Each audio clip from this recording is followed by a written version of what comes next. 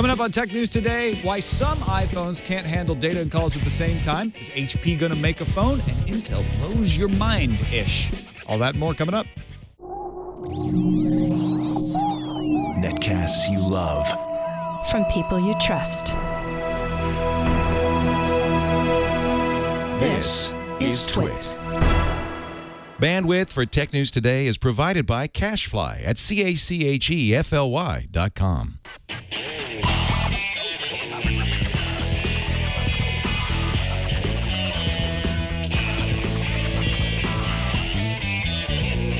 This is Tech News Today for Friday, September 14th, 2012. Tech News Today is brought to you by the new Squarespace. Squarespace introduces a new content management system, making it faster and easier to create a high-quality website or blog, plus more than 50 new features, including mobile responsive designs. For a free trial and 10% off your first purchase, go to squarespace.com and use offer code TNT9. And by Gazelle, the fast and simple way to sell your iPhone, iPad, MacBook, or Android smartphones. Find out what your gadget is worth and get cash to upgrade to the latest iPhone at Gazelle.com. Welcome to Tech News Today. I'm Tom Merritt. I'm Iyaz Akhtar. And I'm Jason Howell. We got Andy Ihnatko and Brian Cooley in the studio with us today. Thank you guys for joining us. Oh, is that my single? This is special. It takes two men to fill in Sarah Lane's place. Yeah. All right, I've always said so. We're going to get to them for some discussion of the tech news today in a minute, but let's start with the top 10 stories of the day in the news fuse.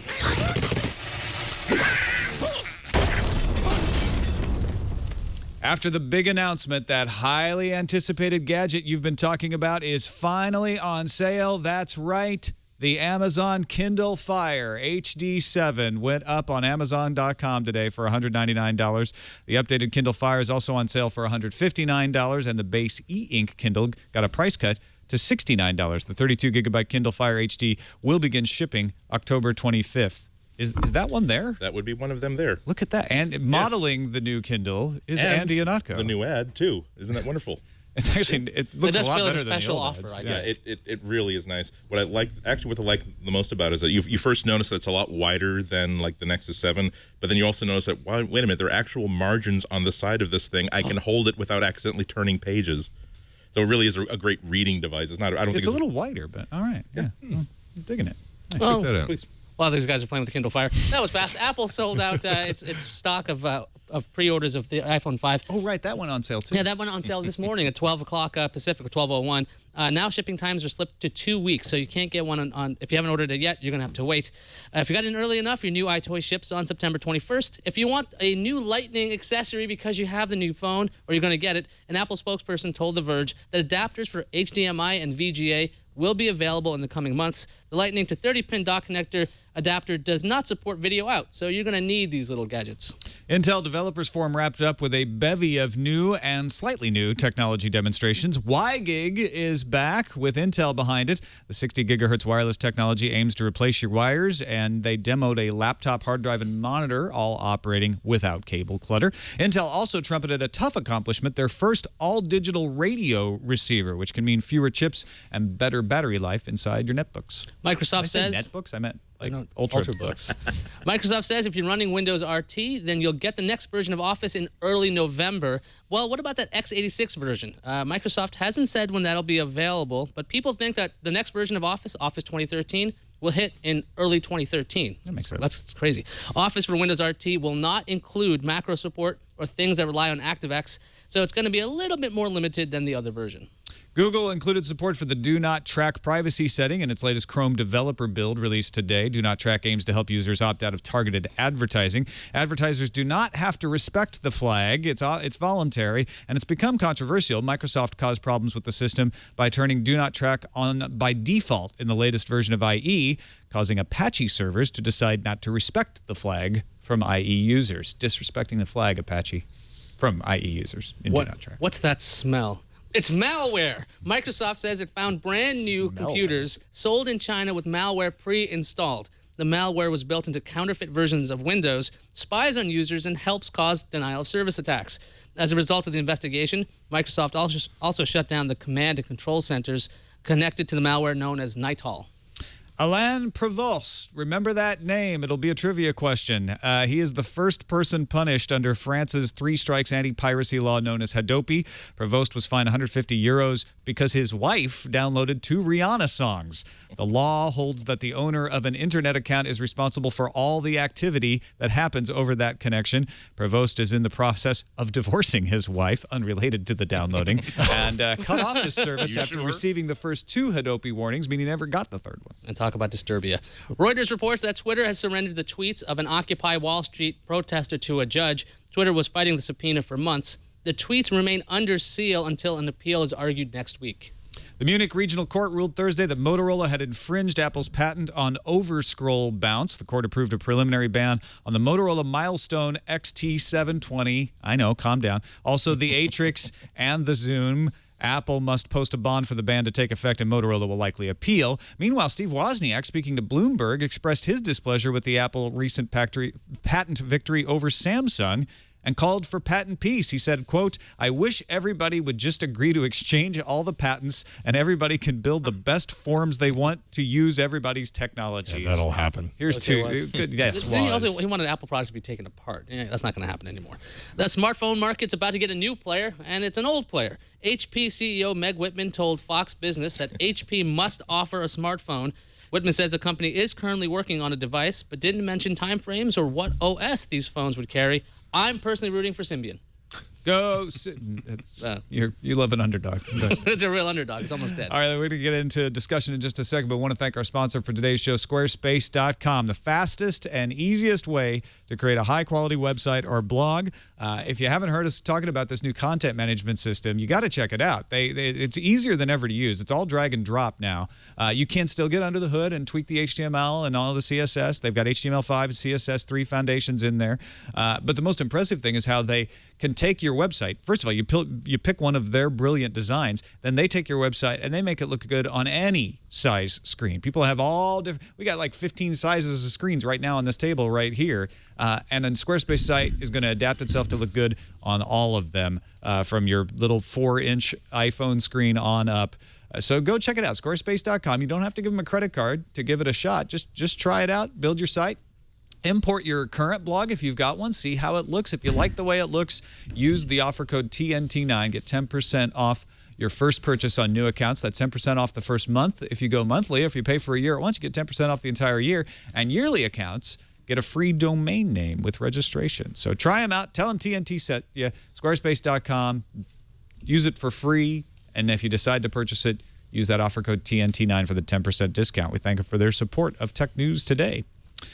Let's start off with that iPhone. Did anybody here order an iPhone? Am I the only one? No, you got one on the way.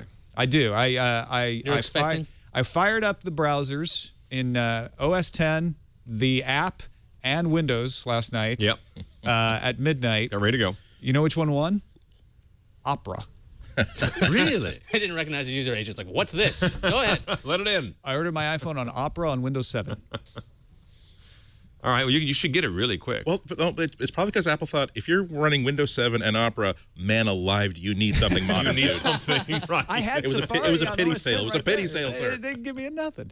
One of the stories, there's tons of stories out there. We talked about a couple of them in the news fuse about the adapters and little things trickling out on the order day. But one of the ones that caught me was why the iPhone 5 will not be able to do calls and data at the same time on Verizon and Sprint. This is going to frustrate a lot of people. And other phones on Verizon can do, they put the data off on LTE and leave the phones on the legacy network, the calls. Why would the iPhone, it has to be a chipset thing is all I can imagine, or then there's speculation it's an antenna issue. But the iPhone still has the dual antennas, I think. Yeah, Brian Chen for the New York Times has a good write-up of this. Because CDMA, well, the EVDO standard that they use for CDMA on Sprint and Verizon can't do voice and data at the same time. Right. They didn't roll out something called EVDV, which could have. Yeah. And they're not doing voice over LTE on Verizon. Yeah, not yet. So they have to have the voice over CDMA, which means they can't do voice and data at the same time on CDMA. The way AT&T is doing it is their voice goes over their old GSM 3G network, but they can then send data over that old GSM 3G network. Yeah. So that's one thing to know is when you're making a call and using data on AT&T, you will be using the slower 3G, not the LTE from AT&T. Now, if that's not enough acronyms to confuse you, let me give you a few more. Still processing. But go ahead. How does the Samsung Galaxy S3 do it? They have a separate antenna for LTE and a separate antenna for CDMA. So if you're on Verizon, one antenna is broadcasting your voice call, the other is broadcasting your data. Yeah, and Apple must be using their dual antennas solely for diversity, for performance, as opposed to splitting them across two bands, which kind of screws the user. Well, that's been my understanding when I was talking to engineers about how it was designed. I mean, you really do, when you have a supercomputer in such a small package, you really do have to make those trade-offs each and every time. And it's not even necessarily true that Samsung made a deliberate choice to make sure that data and voice would be simultaneous. It could have been an entirely other decision where they could have reduced the chipset, reduced the acreage, just by saying instead of having one unified system and making one antenna that works best for both bands, make two antennas and just say, hell with it, we'll just pick the one that works best. And accidentally, they stumbled butt backward into a better solution. Yeah, right. From what I read, Verizon's not going to move to voice over LTE for like another 2 years. So if you're hanging on to the iPhone 5 for 2 years, you will eventually be able to do this. But it seems like unless Apple pushes these companies around, the wireless companies, to like make the shift faster, I mean, this is something that AT&T can keep pushing. Like, hey, if you want to use both parts of your phone, you want to go and look at your open table reservation when you're on the phone, you got to stick to AT&T. Well, you can, or Wi-Fi. Or Wi-Fi. You can do Wi-Fi while you're doing a call. But yeah, I mean, but I would rather take LTE over Verizon's LTE over AT&T's LTE any day right now because their coverage is just phenomenal.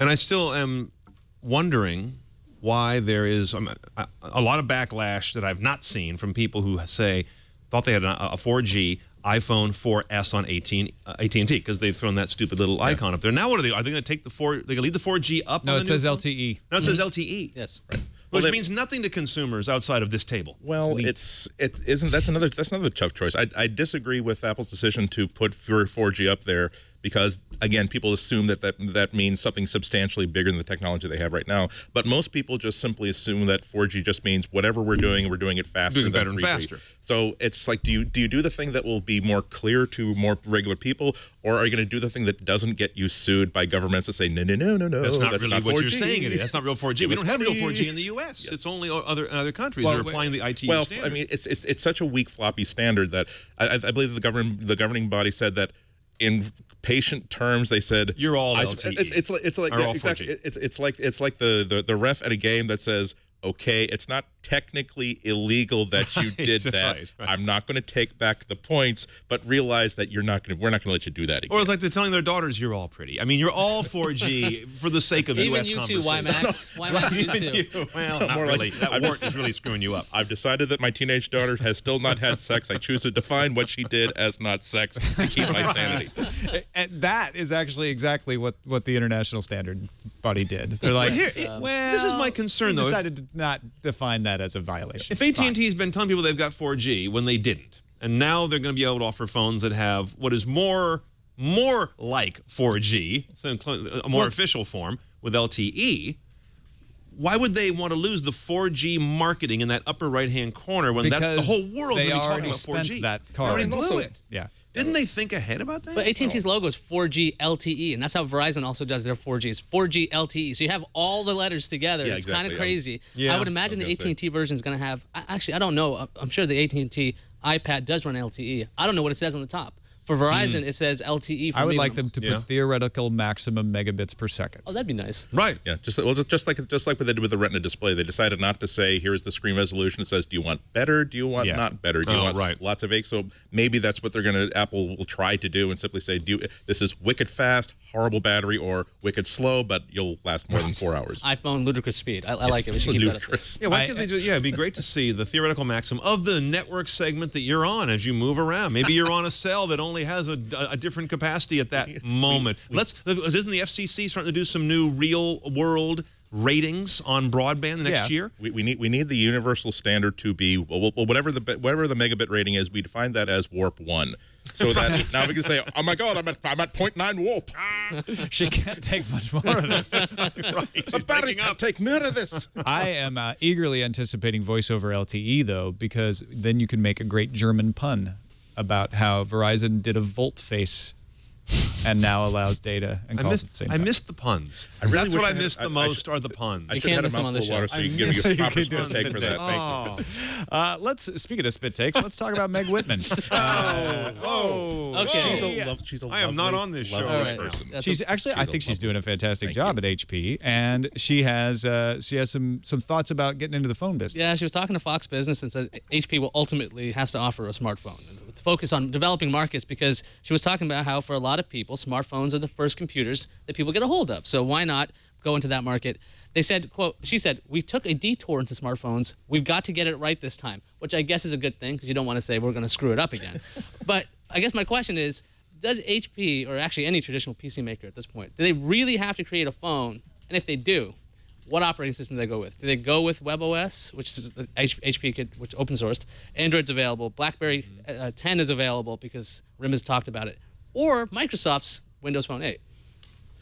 It's just too bad that they didn't remember that they had a good operating system, that it was an operating system that was well reviewed by most people, as a matter of fact. Most people also saying, goodness, why does the iPhone do these features that the WebOS does? Yep. And they just basically let it peter out, and they just didn't do anything with it. I mean, they would actually do very, very well if I think they picked WebOS back up. Even better, now that they've open sourced it, if they were going to go ahead and say that we're not just going to abandon this, we are actually going to endorse this by making it the operating system for us, one of the leading international PC retailers, our phone operating system. So now, you guys, if you want to make WebOS phones, here's an alternative free operating system that might not have quite so much of the Apple corporate lawyer Death Star focus against it as Android has right now. That's a big advantage, yeah. And it might even be wise for HP to do a couple. Do an Android phone, maybe do a Windows phone, and do a WebOS phone. Yeah. It's a lot to get into at once, though. Yeah. So when they start, they're gonna have to start with one. It has to have a reason to exist, Yeah. and that's such a simple thing. If they simply design, and they do a lot of really good all-in-one machines with really good multi-touch that are actually quite compelling. If they were to say that we're going to extend this experience deeply and profoundly into your phone, so that we're going to try to, like every time we re-release desktop software or sync software, we're going to make sure there's a component that works on this phone, and that this phone will also have remote access features. It might even have VNC features. So we will make sure that your phone is going to be as good as your PC, or at least as relevant as it can be in a handset device. Then maybe someone would buy a $200 HP phone instead of an Android, instead of an iPhone. There has to be a reason for the phone to exist. You can't just get into the market just to say, hey, look, we're a big boy company. We make phones as well. And along those lines, I would answer the question of, does HP or any major PC company need to make a phone? I think it gets to a narrower choice than we're talking about. It gets down to whatever's going to create that ecosystem, because to go off on WebOS now, you're starting everything from scratch. I think it's too late in the game. There's a think now in the biz, at least in the developed countries that have been moving down smartphone lane for a while, that we're getting to the end game of divvying up market share. There's plenty more folks in the U.S. who are going to buy a smartphone, but we can look at the trajectory now, and we already know which one they're going to buy, to be honest, between Apple and Android. And if you want to give Microsoft a 10% on the high end to a 1% on the low end, looking at a couple years, and that's kind of it. That's a little bit of a cynical view, but I'm not sure they can say, let's launch WebOS. It's still young in the smartphone era. I don't think it is in this country. I'm starting to think that maybe consumers don't care quite so much about the brand as we think they do, or as much as they did a couple years ago. About the OS. About the OS. Yeah. I think they really care about the style of the phone. I think they care about the features that can be communicated to them directly. The number of people that I've seen that are usually the classic iPhone user that I see with a 2012 era Android phone is just, I'm surprised again and again and again when I see a 13-year-old, a 14-year-old, 15-year-old, and they take out their Samsung Galaxy or they take out their HTC One.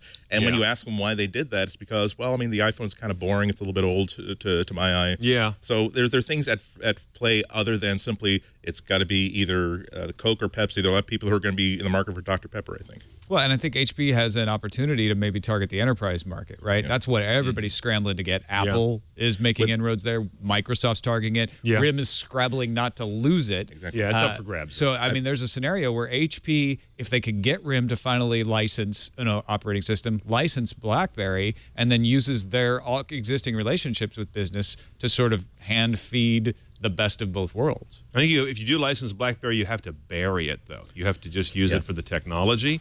Don't even say it's in there. You talk about BlackBerry Messenger and BlackBerry Enterprise Server, and that's it.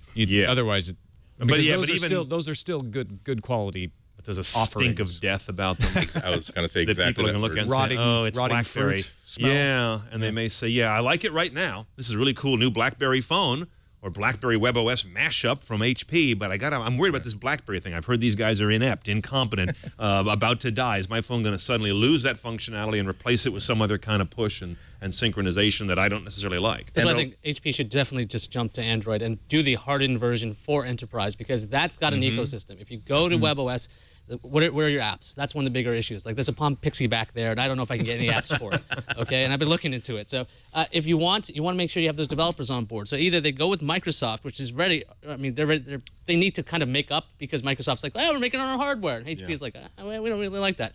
So maybe Microsoft does the push there. But it doesn't seem like any company would want to do that after what Microsoft is doing with Nokia. I don't think they're going to want to partner up. But Android and HP, I think, seems like the right way to go, because they could have a BlackBerry style experience. They do have decent hardware design when it comes to the multi-touch touchscreens and things.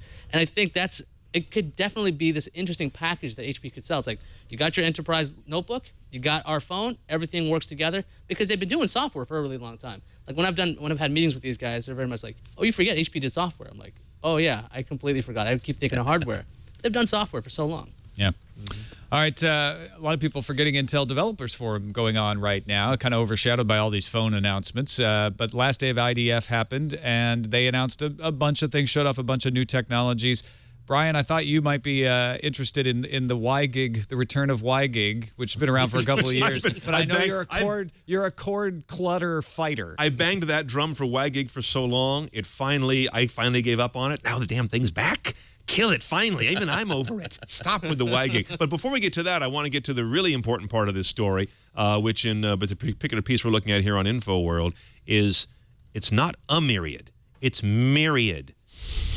What? Damn it. What are you talking about? He's editing the actual piece. Yes. Right. Are you correcting? You're correcting Marilyn Mine Williams. too. You're not on my machine here. I know this is your own, but That is literally the worst grammatical error that people can make. it's one of the most common screw-ups left, because everyone Literally. And also, since it's myriad. It's an adjective. since we're in word form, Adjective, right? Yeah. if you don't give a damn, you don't give a DAM, not a DAMN. You don't give the smallest unit of currency known to mankind. Do not. And if you're editing my column, do not change DAM to DAMN. I know the difference. Okay, I'm sorry. Okay. I feel better. All of that was true at All right, IDF. that was a good We both co-diversion. feel better. I enjoyed that. Thank you. I didn't have any air cover here at all. Normally, this is where Tom looks at me and goes, we've please done get good back today. on topic. But This episode of Grammar Girl is brought to you Right. by. Well, okay, but so you're like, you don't even want to see WiGig anymore. I've stopped thinking about it, to be Yeah. honest. Yeah, because the wireless HD, how many times have we seen it come and go every CES? Usually proprietary, and then they'll kind of sneak up to doing something standard, which it looks like this is, but it never gets off the ground. Intel does have WiDi, and that doesn't really Right. take up either. It's on televisions, and you're like, oh, it's got Wi. I don't have a WiDi capable television. To it. And why not? Yeah. Yes, why not's also very good. I remember the CS kept doing the personal area network. It's like, nobody does that either. You don't really care. Like, I'm on a network But myself. we don't want the cables anymore, True, right? We of don't course. want to have this stuff laying around. But we don't It's just want nothing seems to fulfill the We promise. don't want I'm having trouble connect issues all the time in the bottom right. We don't want the power drain issues, and we don't want the proprietary, or is it open or proprietary, that thing I'm trying to connect to issues. Right. 3 new headaches we don't want to deal with. Cables are relatively simple if you have the right one. Exactly. I mean, they just plain work. That's why I kind of like I kind of like the fact that I love that there's AirPlay in iOS 8.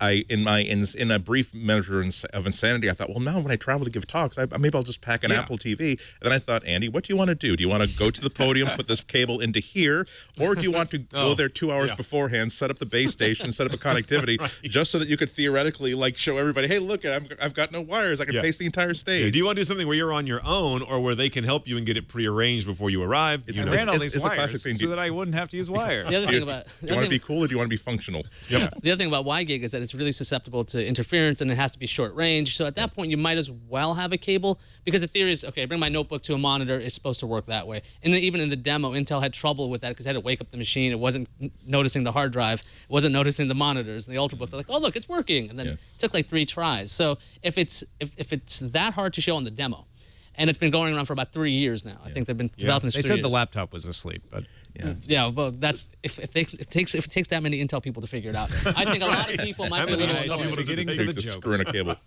That really is something that concerns me. There's one moment during the Apple presentation on Wednesday where they're talking about the new Lightning connector.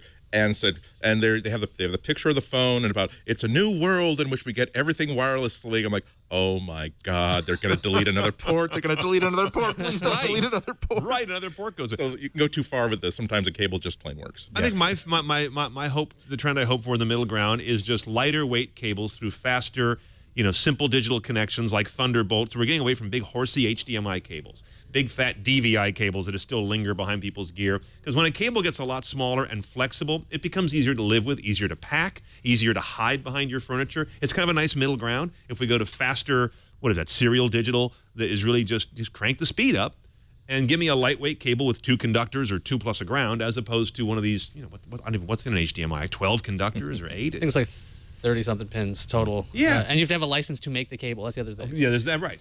Yeah, you can't just make your own. Like that's Not legally. No. You Can I better run see from your the law. license for making that HDMI cable? It's also, you ever You have an taken apart an HDMI HDMI cable? Yeah. It's hideous. What's the HDCP especially that requires that? Now, what's probably not going to get as much attention, but I think is a bigger deal. It's just hard to explain. Is Rosepoint, which is Intel. Back in 2002, they promised that they would make a digital radio receiver, and then they got in a lot of trouble for getting on stage and promising that they're going to do that because it's really, really hard. But they showed it off. Justin Ratner demonstrated it. It's a digital RF Wi-Fi transceiver featuring 2 Atom microprocessor cores on the same chip as the Wi-Fi radio, as well as DDR3 memory, PCI Express, and I/O interfaces. Has 40 megahertz bandwidth, built with Intel's 32-nanometer manufacturing technology. So what this means is you can get your CPU and your Wi-Fi chip all on one chip, on a single chip, which reduces space and reduces power consumption. The hurdle was interference from having analog and digital on the same chip. Yeah, making analog work digital is very difficult. It's very difficult to cut down that interference, and they say they figured it out, and they were demonstrating it on stage. So, keep your ear out for Rosepoint, but specifically, I think Intel's probably going to have a little battery life advantage if they can make this work in some chipsets. They're also showing off client-based authentication technology where you wave your palm in front of a detector and it detects your palm veins, which they say is That just makes me easier nauseous. I don't care if it's to worse. do than your eye, but it's unique per So person. if you've got soft, delicate hands and never done announce work in your life, you're pretty much screwed. Right. Well, they said this will get rid of all this password problems. Everybody has to have a different password. But that's like, isn't that using the same password for everything? Because all it does is it scans your palm and then it turns it into a hex code or some kind of digital code, which is then I can't change that. Once they figure that, if somebody can crack that, which maybe it's really hard, but Then that hand's useless now. Now I got to start using this one till they hand in the scan middle. that, and then I got to start using my eye.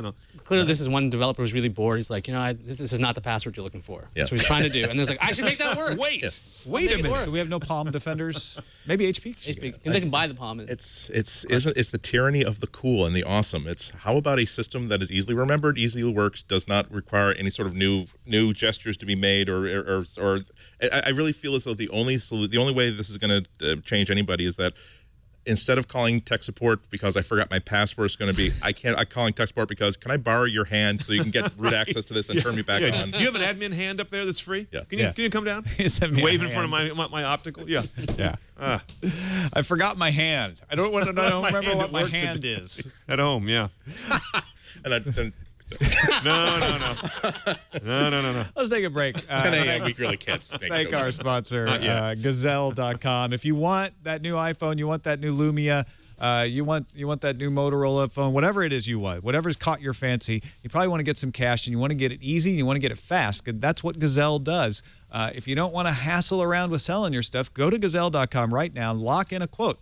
The longer you wait, the less valuable your gadgets get. And what Gazelle does, which I almost feel like bad telling people this, but you lock it in for 30 days. So just do it right now. You can even decide later to change your mind, but you lock in that quote now, and you're going to get it at the highest amount. So they make it really easy. It's like ordering off of the restaurant menu where they have pictures of all the food. You just go there and you pick your device, tell them what condition it's in. They give you a quote. You lock that in. Then you can either print out a shipping label. Sometimes they'll even send you a box I'm that lazy. I actually had them send me a box. And you've got 30 days to decide on your phone, get a new phone, pack that thing up and send it to them. And then they give you the 30 days, but once you've sent it to them, they're fast.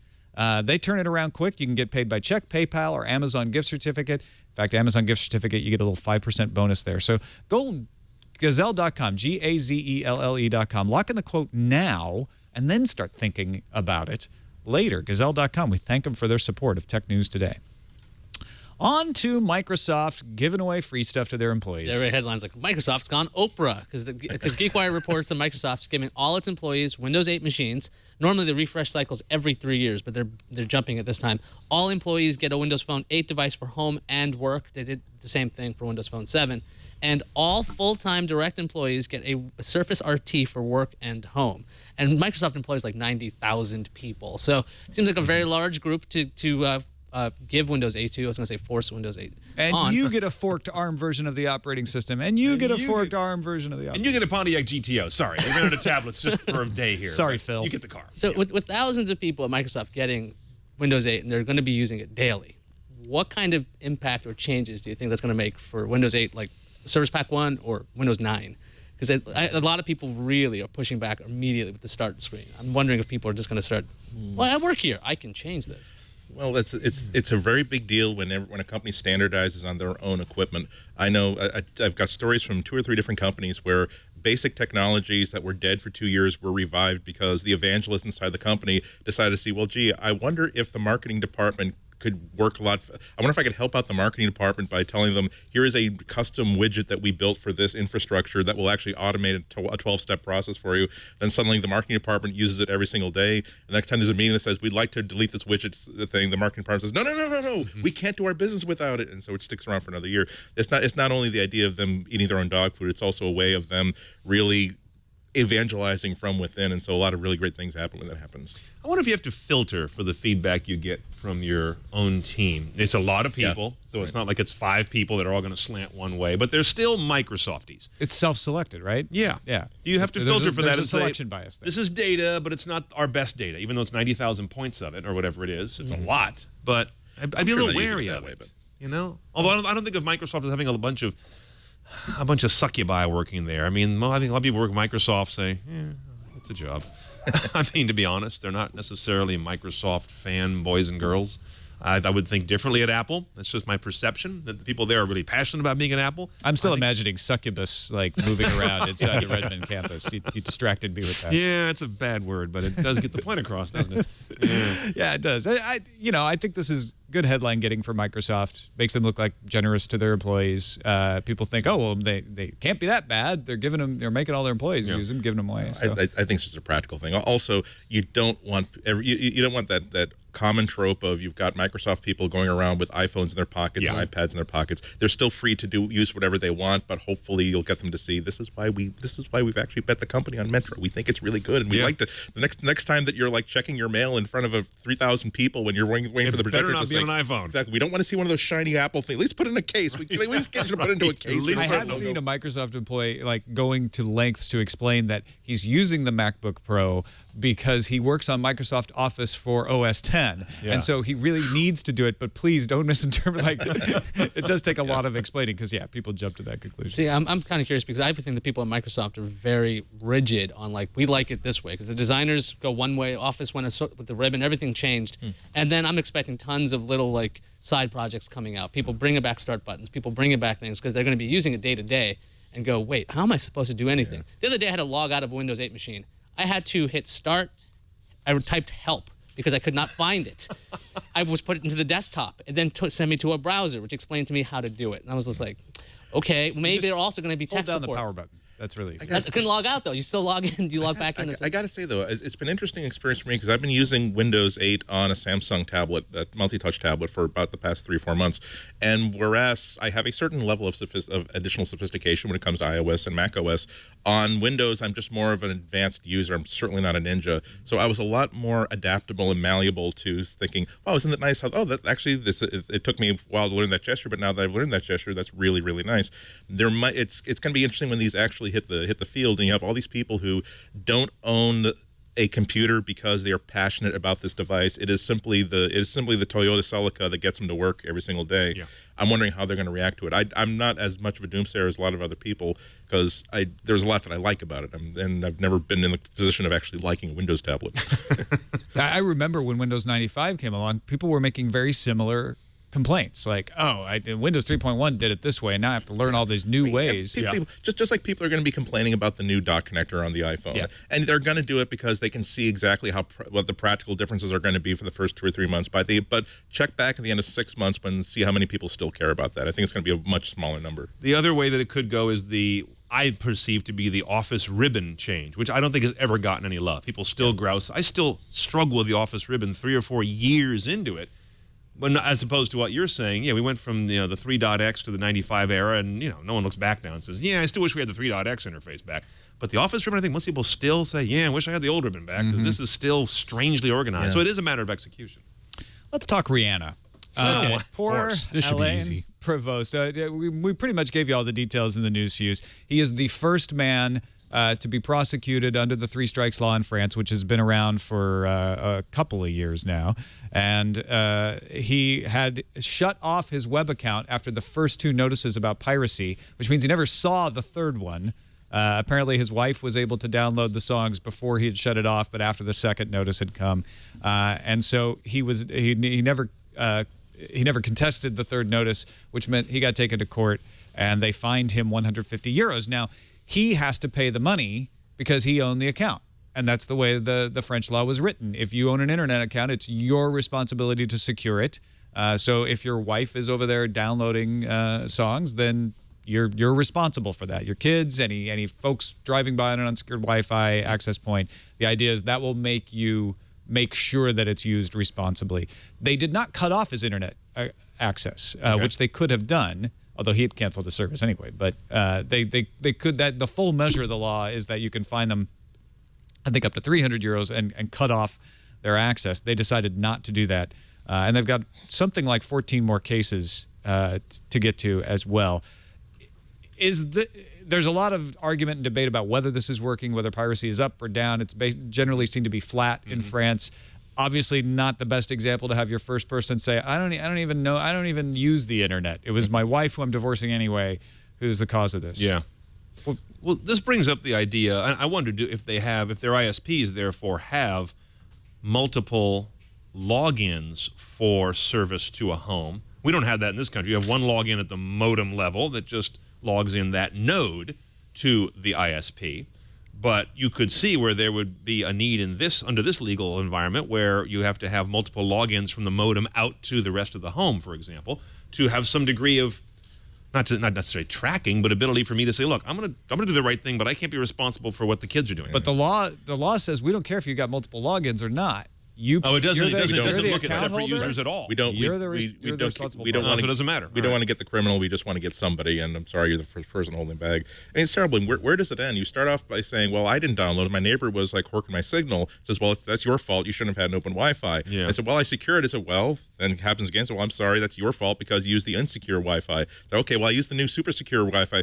Well, that's your fault because you didn't know that at the last Black Hat convention that there was actually a new cracking technique that could. Like, at what point do you say, I did everything that I could, I really wanted to help you, I can't give you $30,000 for a Rihanna song? Yeah, where's the reasonableness standard? Maybe I'd give you $5,000 for that just to support somebody taking a good music. But I guess I'm surprised by how reasonable the fine is. It's 150 euros. It's not like the United States where the RIAA sues you for like thousands of dollars per song. It's not a Jamie Thomas. But there's 2 songs. Isn't that it's like the same reason why at certain speed traps they know that they won't hit you for a $280 ticket because they'll contest it. If they give you a $40 ticket, you'll think my time is worth more than $40. I'm just going to pay it. Yeah, and your return on policed salary investment is higher in that case and in this one if you keep it reasonable. Well, and this sets a precedent where it's like, look, you have to be the cop in your own house. That's kind of lame. It's like, turn off those lights, turn off that internet right now because I don't want to get in trouble for that.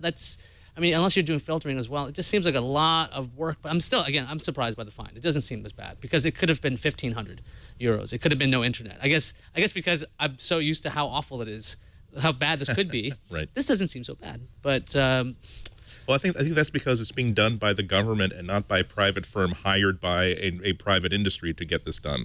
And a government, they're good, they're bad, but you know that they're not just trying to see how much can we put the vice on these people. Yeah, there are no contingency-based attack dogs in this formula like you'd have in a U.S. No one's getting case. a commission, I think, in the French government for getting fines. I still believe that 100 years from now, people are going to look back and just think that this was so archaic that we even set up these systems and spent all this money and time, and that the internet is an infinitely copyable medium. And couldn't they see that the better way to monetize media was X, whatever it is? It's really a problem where a lot of people are going to have to die first before the problem gets solved. I don't mean we need to kill people. Let's not use. Let's not make that the first solution, right?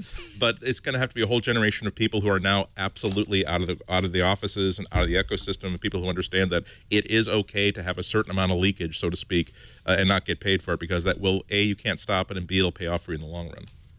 We need our Hanseatic League to break this mercantilism. We need a new intellectual property for Music Justice League, and Amanda Palmer should be the Wonder Woman of that Justice League. I will 100% support that. Draft Amanda Palmer. Exactly.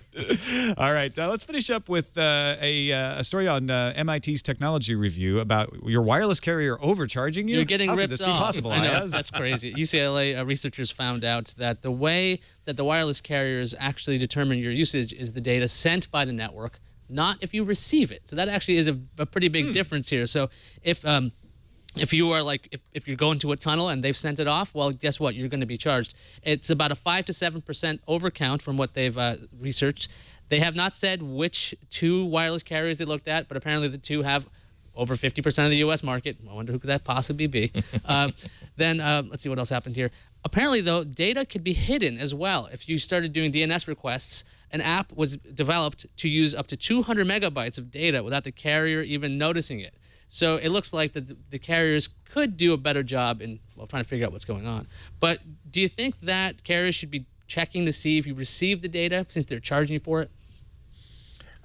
I wish I knew more about the technology, because I was reading. I did read these papers, and I'm thinking, on the one hand, yes, you shouldn't have to pay for data you didn't actually receive, but on the other hand, Amazon should also not have to eat the cost of a package that was delivered to your doorstep and then stolen from that doorstep. Right. I mean, it's like there's going to be a loss of signal. They did transmit that data. I just think that there's going to it's a problem of more finely grained metering than a problem of trying to screw the consumer. Although I do note that every time that they audit like barcode scanners at supermarkets, they never notice that they accidentally are undercharging people. It's always 2 or 3% too much, never 2 or 3% too little. Yeah. So I'm not completely naive about this. So what are we paying a wireless carrier for? We call it service. But what does service mean? Does it mean transmission, or does it mean reception? Well, I think that's the basis of the problem is we're not really paying for anything real, right? Yeah. There's the bucket of bits doesn't really exist. Mm-hmm. What they're trying to do is figure out a way to make money off of us that we will accept, because it's really just a connection. And the amount of data is up for interpretation depending on how you count it. And that's what this is showing is like, well, look, how much data you're using kind of depends on where you sit. Yeah. If you're in the middle, if you're on the end, or if you're at the node, or if you're at the head end, you're going to get a different measurement every time. So it's sort of a false measurement to begin with. Yeah, I mean, in that case, you could take it forward and say we should have kind of variable pricing based on, myself, like you say, how far am I in terms of good signal area? Maybe I get billed at a lower rate if we do, real-time pricing. When I'm out in the boonies, you charge me less per metered amount of data because the performance was lower. And most of us, I think, we're paying for performance more than capacity, since few of us use the capacity we're paying for, but we definitely feel the performance when that's not delivered well. There's so many variables here. Another problem would be, what if they decided to create a metering system where if a app was requesting data and getting part of it but not completing it in time, that the user never had to pay for that overage? Would it basically would it teach these app developers not to even care about bad connections, not even care about error checking, because, well, look, the user's never going to see the problem. We're just going to ship it right now. Meanwhile, I think you'd get a bigger and a bigger problem as leakier and leakier data apps. So it's just so many variables to consider here. And I think some months I would have them paying me. So certainly when I was on AT&T with a BlackBerry, I remember there was one over the last few months I was on AT&T with a Bold years ago. I got so angry at how bad the connection was. I kept a little log, not on the phone because I couldn't trust that damn thing either, of all the times it cost me real money. Bought tickets on Fandango, left the tickets on the phone, didn't print them, went to the theater, tried to open up that email in a metropolitan area in San Rafael, California. I'm not out in the middle of nowhere. Tried for 22 minutes, well into the start of the movie, walking all over the facility in the parking lot. Could never get a thin email to load. You could just show them your credit card. They would have printed it. I know. I didn't. I learned that later when I complained. I know. At that point, can you imagine my? The only reason I know that is I've been Can to you that imagine same my theater and mortification? done You know that the one exact same thing, road, right? Yeah. And I thought, okay, you guys just cost me $24, and I wrote it down. And there was 2 other times when I literally lost cash value of something I purchased because I couldn't get to the electronic ticket for it, and they didn't care. I complained and bitched and told them, you cost me $64 over the last 3 months with this damn connection. That's why I'm leaving. Bye. Well, what's going to happen is that the infrastructure for the internet is still growing. It's still growing. They're still changing it. They're still adding capacity. And until it gets mature enough where you're not having to constantly rebuild it to get faster service, where we're not constantly coming up with devices that use more internet, and we can all come up with a stable agreement. We're going to see these different ways of trying to figure out how to charge you. And isn't it a callback to our very first story? There's networks that were designed to be fast and very, very good for voice and data 4, 5, 6 years ago. Now we're running into a problem where the best phones in the world can't really handle that, and it wasn't because they're stupid or incompetent. It's because 5 years ago they had a system that worked well, and now it's too deeply embedded to start pulling up the streets and changing everything a little bit. Yeah, when they started rolling out CDMA, I thought, who would use data and voice at the same time?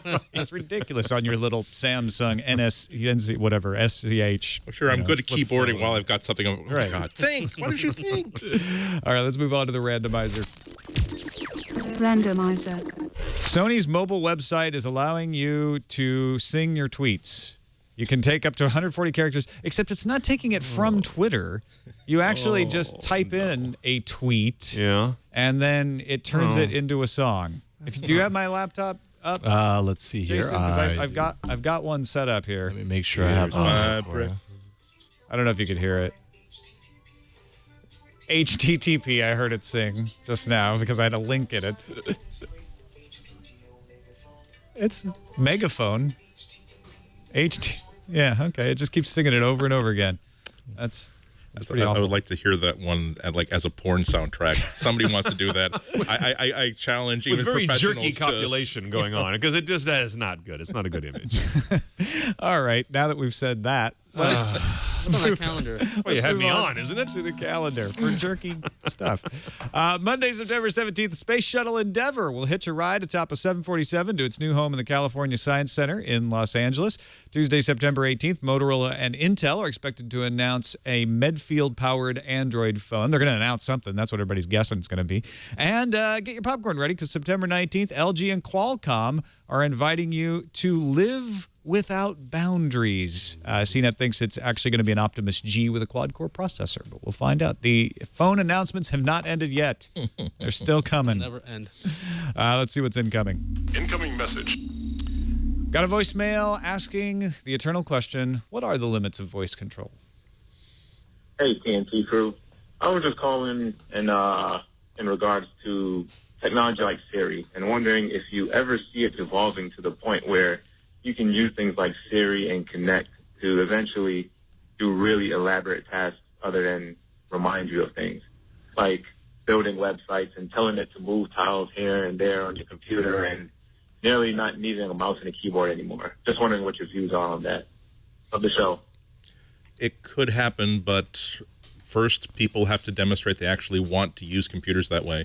We've had really, really good voice command for 15, 20 years. I've been to, my first great demo was in 92. There was a military research base that was just walk me in front of a microphone in front of a computer, and I expect them to say, well, what should I say? So, no, say whatever you want. So, open a word processor, and then Microsoft Word open, saying, write a letter to my mom. Dear mom, question.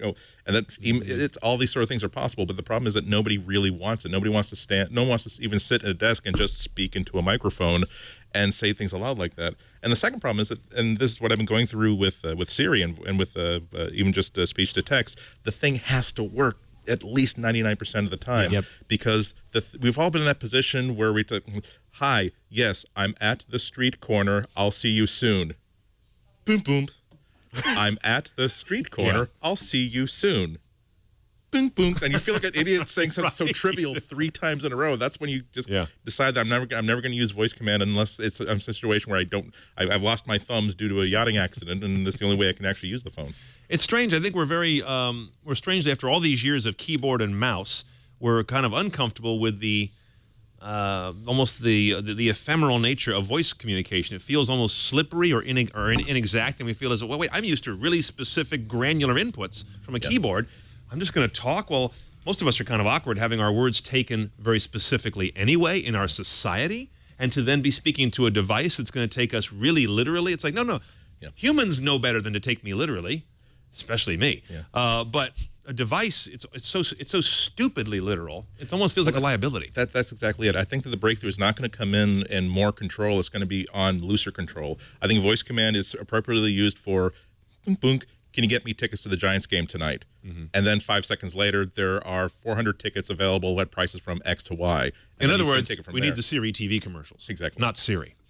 Big difference. Exactly. Maybe because I used to work by myself in a home by myself, that I'd end up yelling at the computer when something would go wrong. Like, I need to go 2 frames back. No, come on, this isn't working. If we can pick that up as an independent process when I'm screaming force quit, just make sure that's running on another processor and a machine that's stable, so you can control mine. Because I am that guy who's like, why don't you work? That would be a perfect, back channel. With Siri, there have been times when, yes, it just screwed up so absolutely Old Testament style that, and of course it's being polite, what was that again? And I just have to say, Siri. And then, of course, it sees, oh, did I do something wrong? And here I'm about to think, this is wonderful. If the programmers know that if I'm using profanity directed at Siri, perhaps there's something I could diagnose here. But no, it was just a witty rejoinder. If I could just say, I actually said, you misinterpreted what I said 3 times. And then, I'm sorry, if you say these 5 words in sequence, I will probably, this is the word I didn't understand. Say this word 5 times and I'll do better again. But of course, that's not the level of sophistication that Siri's at. It's not supposed to be trained. Yeah. All right, well, that's it for this episode of Tech News Today. Andy Ihnatko, thanks for being on the show, man. Oh, it's been a slice. I intend to steal all the Jolly Ranchers you've got in the break room. So be ready. I'll beat you to anybody in the office, get them right now before I get there. Of course, you can find Andy on MacBreak Weekly every week right here on TWiT. And tell them where you can find the rest of your work online. If you can spell my last name, go to Ihnatko.com. If you can't spell my last name, just go to CWOB.com, the celestial waste of bandwidth. You'll see links to my Twitter, to my podcast, to my links, everything else. CWOB.com. Brian Cooley, great to have you as well. I mean, and in studio as well. This is an embarrassment of riches. As I've always admonished you, Tom, keep it cool. Keep it cool. Why is there a bag that says keep it cool? It wouldn't be a visit to Dr. Merritt. Do I need to leave this in the bag? No, you need to take that out of the bag. Beautiful. It wouldn't be a visit. Woodford Reserve. It wouldn't be a visit without leaving. This will be done by noon. Our official show lubricant. All right. Thanks, man. That's awesome. My pleasure. And, of course, Brian, you find your work on CNET.com. CNET.com, and the new show is called CNET on Cars at CNETOnCars.com. Are you going to mash up Always On and On Cars to be Always On Cars? Mash up cars. Yeah, that's not complicated enough. We'll wait for another couple shows to launch. Then we'll really get interesting. All right, folks. Thanks for submitting stories in our subreddit, technewstoday.reddit.com. And if you find best of moments sometime during the week, send them to TNT@twit.tv with the subject line best of. That's it for us. You can find us on the web, twit.tv/TNT. Give us a call. Leave us a voicemail, 260-TNT show. We'll be back Monday with Raj DeWitt on the show. We'll see you then.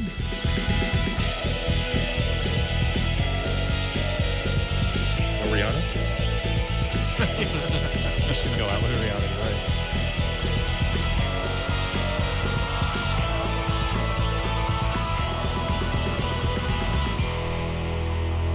You ever notice that, just like at the end of a newscast, they would just do the fake thing where they correct their papers and things on it. The blank paper. Now the equivalent is.